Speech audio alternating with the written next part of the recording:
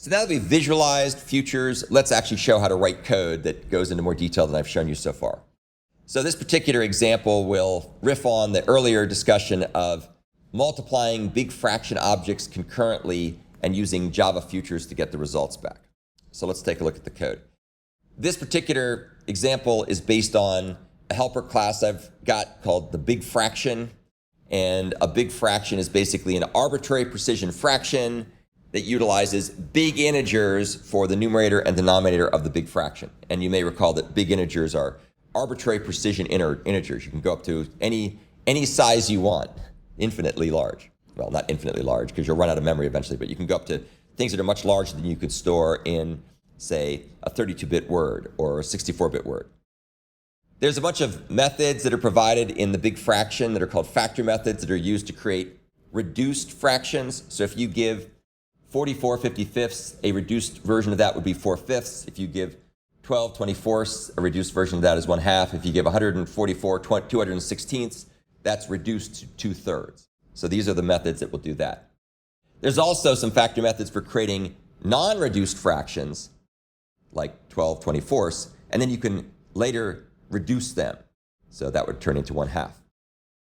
There's also, of course, a bunch of methods that perform arbitrary precision fraction arithmetic. So you can do things like take 18/4 and multiply it by 2/3, which happens to yield 3. And these are the operations: add, subtract, multiply, and divide. Kind of obvious things you'd have on a big fraction. And then finally, there's also a method here to create a mixed fraction from a so-called improper fraction. So 18/4 is a so-called improper fraction, which can be turned into a mixed fraction, which is 4.5.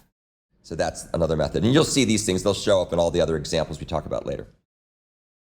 So let's write a very simple program to demonstrate using big fractions and to demonstrate the use of Java, the Java futures and some other mechanisms we're going to talk about here.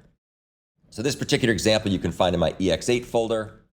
And we're going to make ourselves a task, which is a callable. A callable is an interface. It's a functional interface defined in Java 5, which returns a result via a single method that doesn't take any arguments, although you can see you can pass parameters to callables through clever techniques using so-called effectively final variables. So this is the task, which is a callable to a big fraction.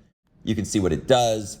We're going to initialize big fraction BF1 and big fraction BF2 by creating big fractions that use F1 and F2, which are strings that have large fractions. We could make them much larger, but I didn't want to run off the end of the slide. And these basically are what are called effectively final variables. So an effectively final variable is a variable that is not final, but after it's initialized, it's not changed. So it's effectively final. And if you want to initialize things here, they have to be effectively final. That just means that the values are not going to change after they're used here. We then go ahead and submit this callable task using the common fork join pool. And what's going to come back here is a future. So there's various ways we could have done this. We could have used submit with the executor service. I decided to use the common fork join pool because there's already one that comes out of the box. And so I didn't have to make any specific thread pool. I just could use the common fork join pool. And that will go ahead and return a future to a big fraction. And then other stuff can happen. I'm omitting the other stuff by just putting the ... the ellipses. So other stuff is going on. We might do other computations. We could interact with the user. We could play Tetris, whatever we want to do. And at some point, the calling thread decides it needs to get the result, in which case it says future.get. And so if we're lucky and the task that was submitted is finished, we'll get the result right then. If the task hasn't finished running, we'll block until it's ready or until an error occurs. And then we'll get the result back. You could also pass in time parameters like n, where n is the amount of time you want to wait, followed by the time units, which could be seconds, milliseconds, microseconds, and so on and so forth. So that's a very simple example of how you program with Java futures.